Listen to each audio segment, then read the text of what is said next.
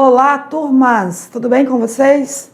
Vamos dar continuidade aos nossos estudos do componente curricular de filosofia.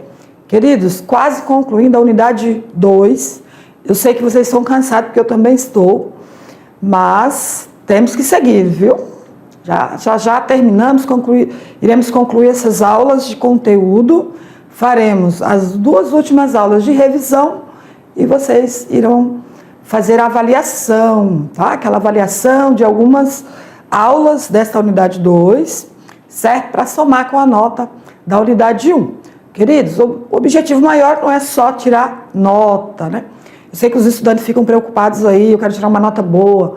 Mas tirar nota não quer dizer que aprendeu todo o conteúdo, certo? Não quer dizer que aprofundou. Então, o mais importante é prestar atenção nas aulas, fazer anotações, rever se possível, fazer outras pesquisas, certo? Assistir aí os vídeos de material complementar para auxiliar vocês, para ampliar aí sua visão, né? Seus conhecimentos nos temas que nós apresentamos. E essa aula 20 é uma aula um pouquinho maçante. Nós vamos falar da filosofia árabe. Vamos para a aula 20.1, que já vou passando para vocês os temas. A filosofia árabe. Mas, professora, é difícil essa filosofia? Não, queridos. A filosofia árabe teve fundamental importância para os conhecimentos que nós temos na atualidade também, né? Para o desenvolvimento da ciência. Vocês verão que sim. Então, nós vamos falar de 3 tópicos. A herança grega no Ocidente. Deixa eu já trazer aqui a minha canetinha. E a contribuição árabe. Vamos falar desses 2 filósofos aqui com esses nomes diferentes. E mais 2, né? Na verdade são 4, tá? Vamos falar de 4 filósofos aí árabes. Vamos iniciar aqui. O que é o Ocidente árabe, professora? Eu já faço essa indagação. Que é sempre importante vocês terem assim, noção do contexto geográfico, certo, estudante? Eu trouxe um mapa aí para ajudar vocês a visualizar melhor aí esse Ocidente árabe, né? Que é o conjunto de países ali do Oriente Médio, né? Na região geográfica que é considerado, então, Ocidente, tá? Aí eu trouxe um mapa para vocês perceberem aí. Muitas vezes nós até confundimos, né? O Ocidente com o Oriente, certo? Então vamos para a tela, eu já trago o mapa para vocês. Então, o Ocidente árabe, né? Um conjunto de países que compartilham ali a língua árabe, cultura, história, certo? Abrangendo até o norte da África e do Oriente Médio. Olha aqui o mapa que eu trago para vocês entenderem aí como que está dividido o Oriente do Ocidente. Observem aí esse mapa. Então, como que surgiu aí a filosofia árabe, né? Vamos falar um pouquinho então do contexto da herança grega no Ocidente cristão. Lembra que já estudamos sobre isso, da queda do Império Romano, por volta de 476, e a implantação do modo de produção feudal. Então, essas características aqui marcam, então, o período aí medieval, né? Com esse sistema de produção feudal, ou sistema político. Então, foi deixando a cultura greco-romana, né? Foi desaparecendo ali nesse período medieval, né? Partindo aí após a queda do Império Romano. Então, a herança cultural grega foi preservada de certa forma. Lembra que eu destaquei para vocês que os filósofos gregos, até hoje temos textos escritos, porque foi preservado aí nesse período medieval pelos filósofos os padres, né, os filósofos medievais e também pelos árabes, né, preservado então nos mosteiros, pelos monges, que eram os únicos letrados.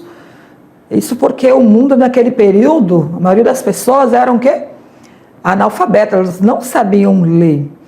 Sobre esse mapa, essa linha vermelha aqui, divide aí o Oriente do Ocidente, mas eu tenho ele aqui mais ampliado, ó, para vocês observarem.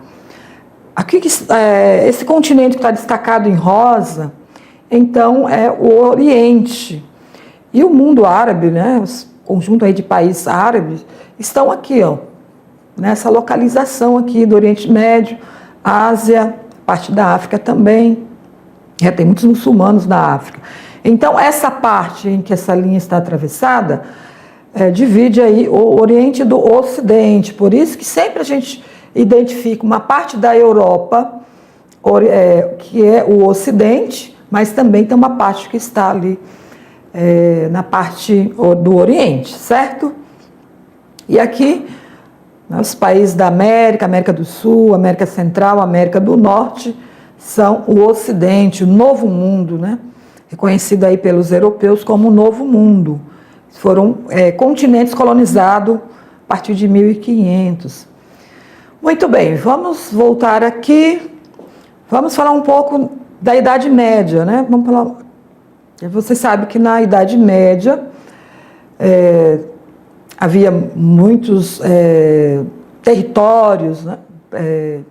Que era sistema político de reis com militares. Havia também muitos nobres e vassalos, né? Que eram, sua grande maioria, analfabetos, né? Essas pessoas não estudaram, não era um período que havia um sistema de educação. A educação era nos mosteiros. Esses vassalos aqui eram pessoas que eram os trabalhadores, né? Os trabalhadores tanto do sistema feudal como dos nobres, né? Ou dos reis, ou eram militares também. Enquanto o cristianismo se espalhava aí pela Europa e se afirmava como uma religião, foi sendo abolido o quê? Os pagãos, né? Foi sendo abolido o paganismo, que eram aquelas pessoas que tinham as crenças em diversos deuses, né? Não acreditavam no cristianismo. Cristianismo, depois de Cristo, século I, foi se espalhando ali pela Europa, somente em Roma, né? Em Roma, em muitos países ali.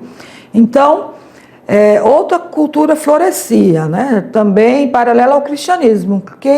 Que cultura, professora? A cultura muçulmana ali, pelo Oriente Médio, Mediterrâneo, então, no Ocidente. Então, foi se desenvolvendo a cultura muçulmana, que é um outro sistema de religião. À medida que as obras de Platão, deixa eu buscar a canetinha, as obras de Platão, como Aristóteles também, foram traduzidas e elas foram preservadas também a concepção ciência, né? A concepção de ciência greco-latina, greco-romana. Então, foi um período importante porque essas obras foram preservadas e foram feitas releituras. Novas filosofias foram surgindo a partir dessa filosofia grega. Como o saber subordinava-se aos critérios religiosos, diversos teólogos adaptaram o pensamento antigo à fé cristã. Então, essa filosofia desenvolvida, ela era com base nas crenças, né? Somente no cristianismo e também em outras crenças, como os muçulmanos, né? Ou islâmicos. Então, estudantes, são culturas totalmente diferentes ali da cultura europeia. São povos de civilizações muito, muito antigas, né? Que eles já vinham aí com muitos conflitos também, ali entre eles, né? Inclusive também com Israel, conflitos que ocorrem até hoje, né? Acredito que vocês tenham acompanhado nos jornais os conflitos, tanto pelas questões religiosas, pelas questões políticas. Então, é muito importante ter informações sobre isso. Então, que você já, desde do estudo em história, você já tem informação sobre como se desenvolveu aí os países árabes, né?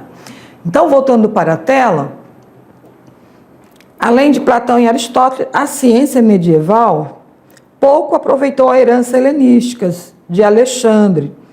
Nós tivemos duas aulas falando da era helenística de Alexandre, que foram outras filosofias com outras correntes, né, que foi desenvolvida aí nesse período, bem como as pesquisas dos árabes, né? Então, essa ciência medieval, ela pouco aproveitou, mas teve, mesmo assim, desenvolveu ali uma filosofia cristã, uma filosofia religiosa, mas eles buscaram fundamentar com as ideias desses filósofos como Platão e Aristóteles.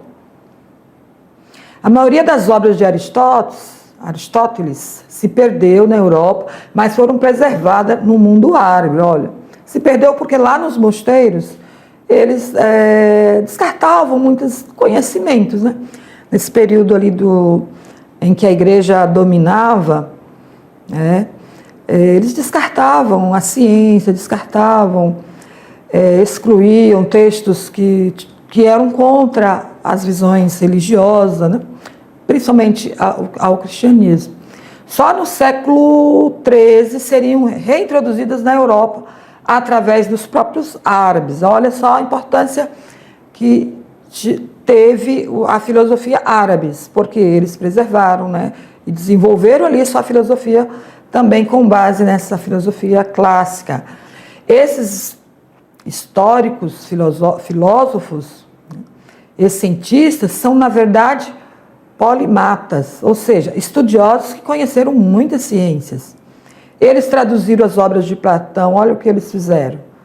Traduziram as obras de Platão, Aristóteles e Plotino, criaram observatórios astronômicos, eles intensificaram estudos de óptica, geografia, geologia e meteorologia. Isso mesmo, eu vou trazer aqui, conforme cada um deles, o que eles fizeram.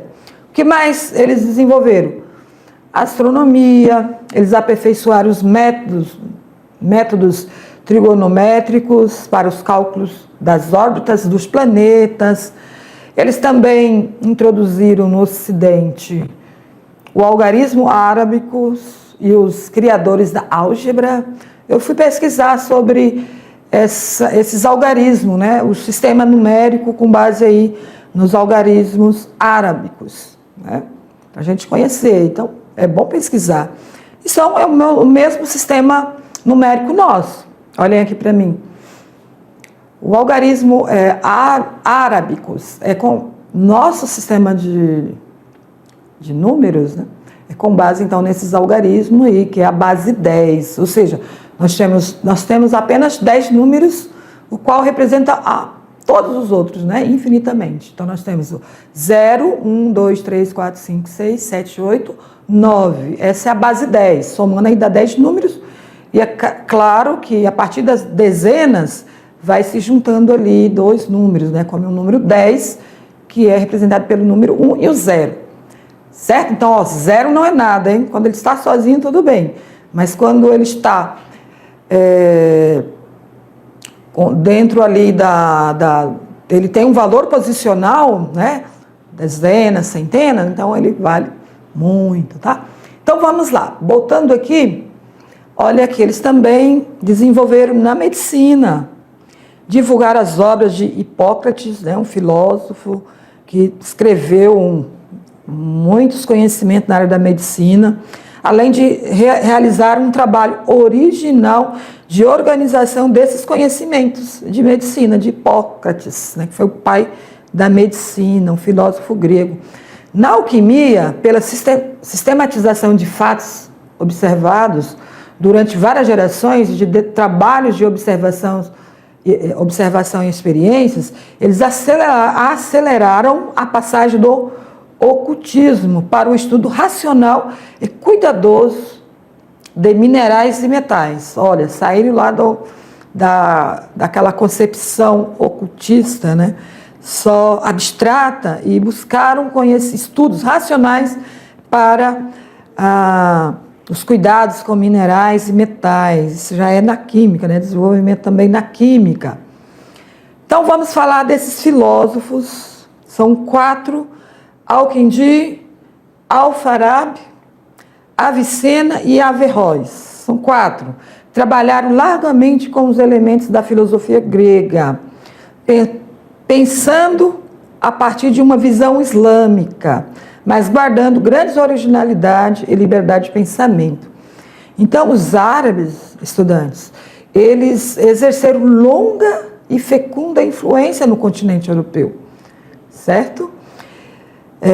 A expansão árabe foi marcada pelo islamismo, somente fundada por Maomé, né, aquele profeta Maomé, teve no início aí do século VII.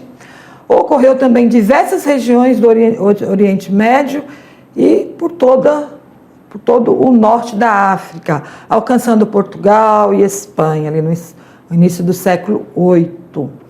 Muito bem, vamos agora conhecer um pouquinho de cada um desses filósofos árabes. Al-Kindi, olha aí, nasceu entre 801, faleceu em 872, olha aí, um tempo ainda bem ali dentro do período medieval europeu, né? Foi o primeiro filósofo do mundo muçulmano e também o primeiro a afirmar que os planetas giraram em torno do Sol, desde o oeste para leste. Olha só que interessante.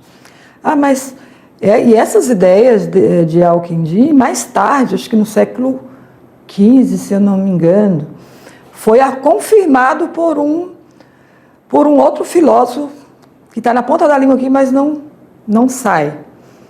Que o Sol, olhem aqui para mim, que o Sol, né, antes desses estudos, acreditava-se que a Terra era o centro do universo, que a Terra ficava parada e o Sol girava em torno da Terra, e os astros, né?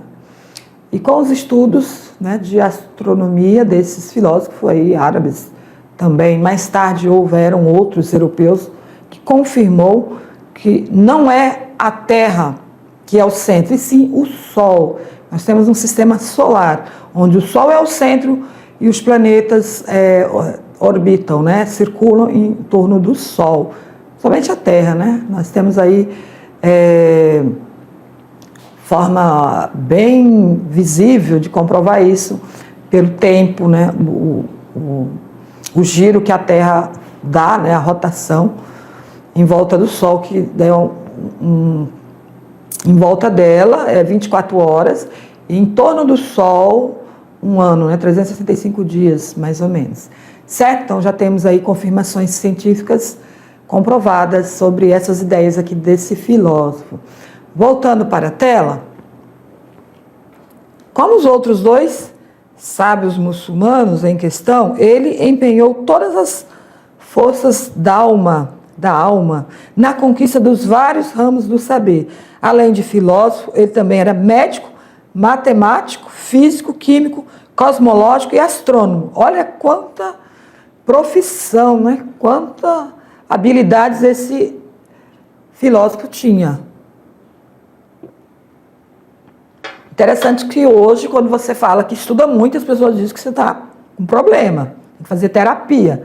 E não é verdade, né? Desde os nossos aí, pesquisadores, estudiosos mais antigos, todos eles tinham várias profissões. Ele escreveu sobre metafísica, lógica e ética. Descobriu-se que ele chegou a criar um vocabulário árabe ao traduzir obras filosóficas escritas em grego. Além disso, preocupou-se também em responder à questão de como o intelecto humano pode apreender a essência das coisas. Olha, lá em 800, quase no ano 900, ele se preocupava como que as pessoas desenvolviam o intelecto, né? Até hoje nós ainda não sabemos como as pessoas aprendem, tem muitas teorias, muitos estudos, os pedagogos estudam muito para aprender, né? E tem estudos na psicologia, na neurociência, porque ainda temos curiosidade como o cérebro aprende, né? Segundo ele, a inteligência a inteligência conhece a essência e a transmite ao intelecto. Era o ponto de vista dele. Vamos a um próximo filósofo, Al-Farabi, 870 a 950, período de vida e morte.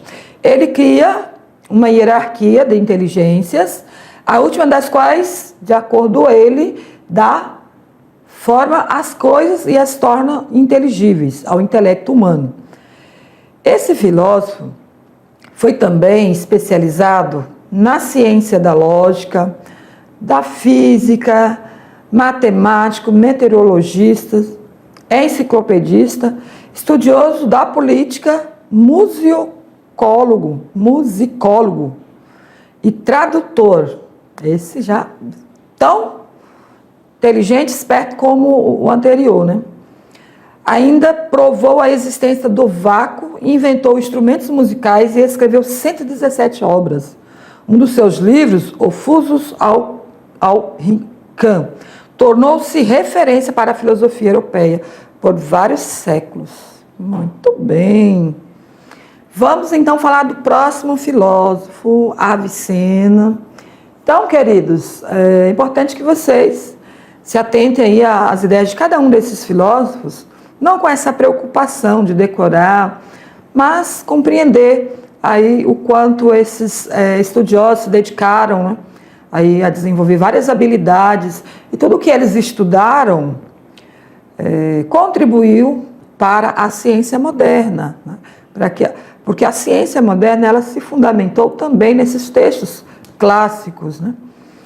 Aqui, a Avicena, 1980 a 1037. Abu Ali Hussein Ibn Abdali Ibn Sina, conhecido como Avicena. Então, melhor pronunciar só aqui esse nome dele como filósofo, né? Porque o nome dele é enorme. Nasceu na Afissana, atual Uzbequistão. Foi o mais famoso médico da antiguidade, considerado ali no período do Império Romano até o século XVI. Avicena foi aclamado no mundo islâmico e na Europa pelo seu conhecimento da medicina, filosofia, literatura e outras artes. Foi também médico, matemático, astrônomo, físico, geólogo, zoólogo e musicólogo. Eita, esse aí parece que estudou mais, né? Mais do que os outros. Propôs a hipótese de que algumas doenças seriam provocadas por corpúsculos presentes no ar e na água. Descreveu a anatomia do olho humano e o funcionamento do coração. Pesquisou diversas doenças como a diabetes, sarampo e varíola e elaborou técnicas de diagnóstico. Interessantíssimo, né? Muito interessante, tantos estudos importantes aí por esses filósofos árabes. Ele escreveu uma enciclopédia médica de 14 volumes, chamada de Cânone da Medicina. Foi o resultado de suas próprias experiências e de seus estudos e análises da antiga medicina árabe. Dos escritos de Galeno, bem como da medicina islâmica medieval. Então, ele também estudou textos aí, né, da medicina antiga, árabe, e também da medicina islâmica, desenvolvida aí no período medieval. Essa obra se tornou livro obrigatório nas escolas europeias e de ciência médica até o século XVI. É considerada uma das obras mais famosas da história da medicina. Logo, a filosofia deu uma tentativa de construir um sistema coerente e abrangente que esteja de acordo com as exigências religiosas da cultura muçulmana. O trabalho desse filósofo é frequentemente visto como parte integrante das tradições aristotélicas e neoplatônicas. Muito bem, queridos, chama a atenção de vocês. Aqui, né, são muitos textos, informações que eu preciso trazer para vocês. No caso aí eu já leio, né, de forma aí numa sequência, para que vocês entendam. Esses filósofos são muito pouco estudados, principalmente na escola, né? A gente não vai ver muito informações sobre esses estudiosos aí no nosso currículo, nossos livros didáticos, certo? Mas não podemos deixar de lado ou excluir, né, essas vozes, né, desses filósofos, que foram muito importantes também. Deram sequência aos estudos e, podemos dizer, até ressignificaram ou releram, né?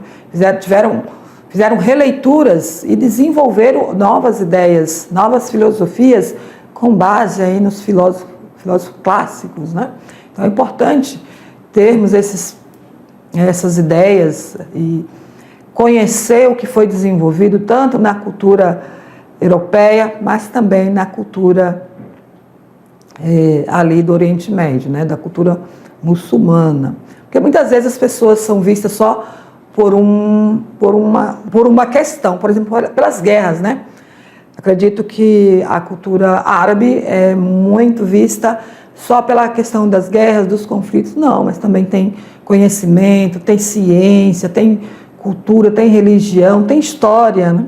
São povos antigos, povos também que se desenvolveram aí nesse período antigo, período medieval, e os seus estudos contribuíram para o desenvolvimento da ciência moderna, certo?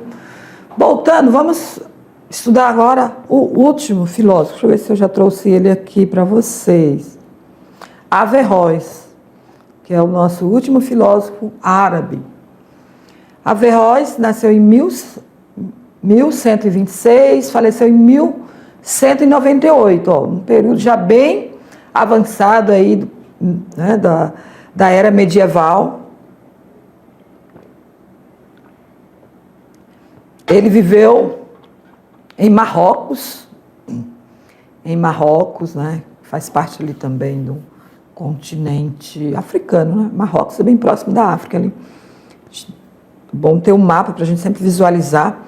Olha, Averroes era médico, astrônomo, também filósofo, conservando a mente aberta, né? Conservando a mente aberta na discussão dos embates entre fé e razão. Com certeza esses filósofos tiveram muitos embates em relação à fé e razão, porque a cultura muçulmana, islâmica, ela é muito forte na questão da religião, né? Maomé, ali no Ancorão, nos estudos do Ancorão, um livro escrito que traduz aí toda a cultura ou a religião muçulmana, religião islâmica. Então, esses países ali no Oriente Médio são muitas religiões, são muitos povos, muitas culturas que vivem ali numa mesma região. Então, vai ter muçulmano, vai ter cristãos, né? Não sei se muito declarados cristãos, né? Porque esse mundo aí islâmicos, eles não acreditam no cristianismo, né? Eles têm outro tipo de fé, né? Eles têm outras crenças. Tudo isso tem a ver com a cultura desse povo, né? Tem a ver com o que foi construído ao longo da história, né? Das suas vidas. Averroes foi um respeitado comentarista do pensamento de Aristóteles, permitindo que os teólogos do Ocidente cristão, né, os padres cristãos, entrassem em contato com sua obra. Então, ele desenvolveu excelentes reflexões aí sobre as obras de Aristóteles, né?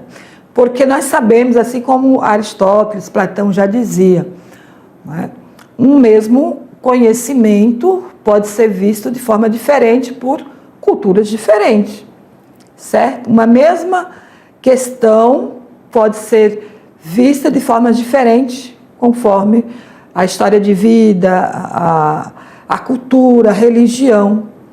Então, eu acredito que os filósofos cristãos tiveram interesse também em saber o que Averroes traduziu aí a partir das suas leituras com as obras de Aristóteles. Foi um polímata, aquele que sabe muitas coisas, né? Poliglota é aquele que sabe muitas línguas, e polímata, aquele que sabe muitas coisas. Muçulmano, famoso por seus comentários sobre as obras de Aristóteles. Então, ele fez uma leitura aprofundada e reflexões aí sobre as obras de Aristóteles, que revitalizaram o interesse ocidental pela filosofia grega antiga. Lembrando que no período medieval, olhem aqui para mim, que no período medieval, essas obras, né, a cultura greco-romana foi deixada de lado. prevalecia ali a cultura do sistema político feudal e cristão, né? A Igreja Católica Apostólica Romana daquela época, diferente da Igreja contemporânea, naquele período a Igreja dominava em vários setores da sociedade, né? A Igreja estava sempre ali ao lado do rei, ao lado ali dos nobres, né? Sempre ali, poderia até usar essa palavra, assim, conduzindo, né, essas pessoas como controlar, né, as pessoas, controlar ali a sociedade naquele período. Por quê? Porque essas pessoas não tinham conhecimento, né, não sabiam ler, eram analfabetas, né, elas não conseguiam ler o texto bíblico. Quem transmitia os textos bíblicos eram os padres, que aprenderam a ler lá nos mosteiros, né, e filósofos, né, que estudaram muito, estudaram essas obras. Então, eles tinham vários conhecimentos, várias leituras e transmitiam para as pessoas. Logo, eles podem ali, por meio do conhecimento, controlar as pessoas. Então, foi um período das trevas em que quase não houve o desenvolvimento da ciência, da filosofia, mas ainda, né, teve pelo menos com a visão cristã e como a dos árabes também. Voltando aqui, olha, né, então eles também tiveram curiosidade sobre os textos dos árabes, sobre o que eles compreenderam das obras de Aristóteles, né? Então, aí que o Ocidente voltou a ter interesse pela filosofia grega, antiga, né? Voltaram a estudar os textos, então foi aí que eles também preservaram. Ele foi um importante jurista, médico, astrônomo, filósofo, conhecido, né? Foi conhecido por sua profunda compreensão da filosofia aristotélica e seu papel na integração do pensamento islâmico com o pensamento grego. Então, ele fez aí leituras e compreensão aprofundada. Ele tentou separar fé e razão. Olha, esse filósofo, né, Averroes, ele já parte aí para algo muito importante. Quando ele separa fé e razão, já conseguimos ver aí uma ciência, né, sendo desenvolvida, para que esta tivesse, então, autonomia. Ele chegou a formular a tese que existiriam duas espécies de verdade, uma religiosa e outra filosófica. A verdade religiosa diz que Deus criou o mundo do nada. E a verdade filosófica, que o mundo é eterno com Deus. Interessante, né? Para ele existem duas verdades, a religiosa e a filosófica. A religiosa são as crenças, né? Verdades religiosas são as crenças. Elas partem da fé, né? Da fé. Por isso que dizia que Deus criou o mundo do nada. Se a fé é que Deus é o Todo-Poderoso, o dono de todas as coisas, logo ele vai criar um mundo, né? A partir ali de uma faísca. E a verdade filosófica? A verdade filosófica, que separada da religião, vai dizer que o mundo é coeterno com Deus. Tudo é eterno junto com Deus. Então, a filosofia, quando ela está separada da crença, dos mitos, ela vai buscar uma verdade mais racional.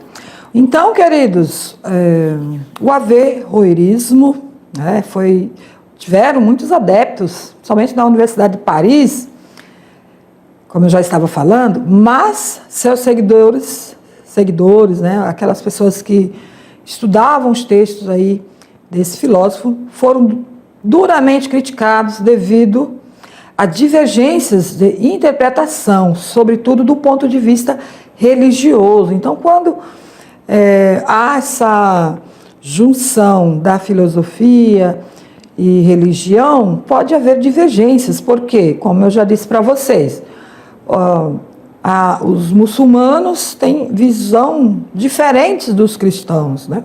E assim como também da visão religiosa dos gregos clássicos, né? Dos filósofos gregos clássicos, somente num período em que eles adoravam vários deuses, né?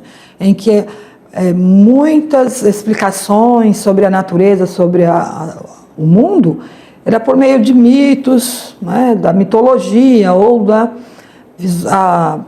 da existência ali de vários deuses, né? A concepção deles.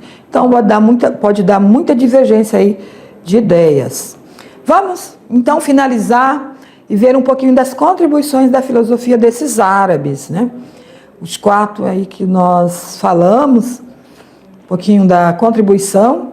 Eles contribuíram, então, na Idade Média, para a preservação do legado cultural da Grécia Antiga e para o avanço das ciências, ou seja, das ciências já mais na frente moderna, né? É claro que aí nesse período medieval conseguiram também já trazer aí conceitos científicos, né, em várias áreas, como a matemática, medicina, astrologia. Feito histórico é fundamental para o desenvolvimento da ciência no Ocidente. Então, a ciência desenvolvida no Ocidente, tanto ali na Europa Ocidental, também nos países da América do Sul, América Latina, América Central, tudo que foi desenvolvido são com base nesses pensamentos, tanto dos filósofos europeus, filósofos gregos, filósofos aí árabes. Muito bem, essas são as nossas referências. Queridos, espero que vocês tenham compreendido um pouquinho aí da filosofia árabe, né? Nós não trabalhamos, é claro, tem outros filósofos, mas trouxemos 4 aí que foram muito importantes, né, no desenvolvimento da filosofia, do conhecimento árabe, dos muçulmanos e também do islamismo. Então, essas religiões, essas culturas têm bases aí fundamentadas nessa filosofia.